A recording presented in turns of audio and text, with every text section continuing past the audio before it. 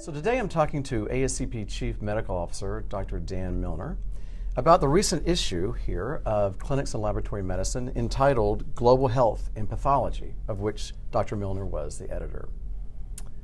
How does this issue add to the overall conversation about global health and pathology, Dan?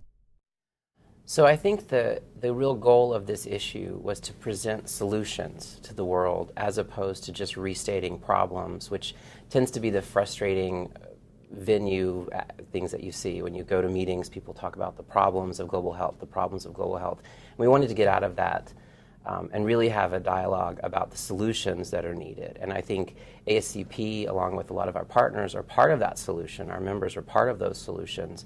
And so to actually put all of those together in a series of stories about solutions for global health really gets at the heart of the mission of ASCP. Describe or name some of the notable authors and why you chose them. Great.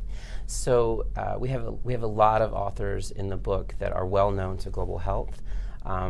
People like Andre Ilbawi, who is in charge of cancer at the World Health Organization, Miriam Schneidman from the World Bank, who single-handedly with her team of laboratorians created the East African Public Health Network, Larry Schulman, who is a giant in oncology in both global health and in the United States, John Flanagan, who has been a key partner of ASCP and many other organizations at the Center for Global Health at the NCI.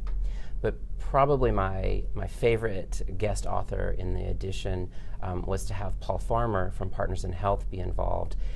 Not just because he's Paul Farmer and he's wonderful and he does wonderful things for humanity all over the world, but because he, with his team, really chose to write an article which was the clinical response or the clinician response to the article that I and Dr. Holladay had written about laboratories as the core of a health system. We wrote the article to say, sure, laboratories should be the core of the health system, but they really responded and said, no, laboratories are the core of the health system and are crucial for building that. My question for you is this: if you were a reader, let's say in sub-Saharan Africa, and you were looking at the totality of the messaging throughout all these chapters, what would be the one key takeaway that you would like that reader to be able to see and hopefully help them transform their own state of care and their own practice? So I think that there are a lot of takeaways.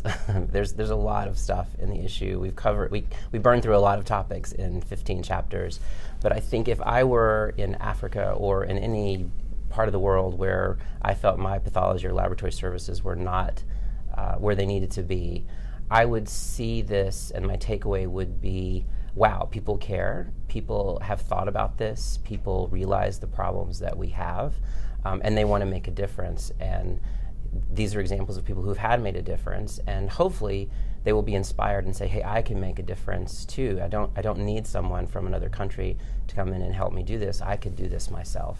And so I do think the takeaway should be that we can do this. We can't do it separately. We have to do it together. Stronger together is our motto for a reason. But we can do this, and we have to do it. And there's not really another option, and we can do it. The book is entitled Global Health and Pathology, and it's from the Clinics Review articles. Our editor, Dr. Dan Milner, Chief Medical Officer of the ASCP. Thank you, Dan.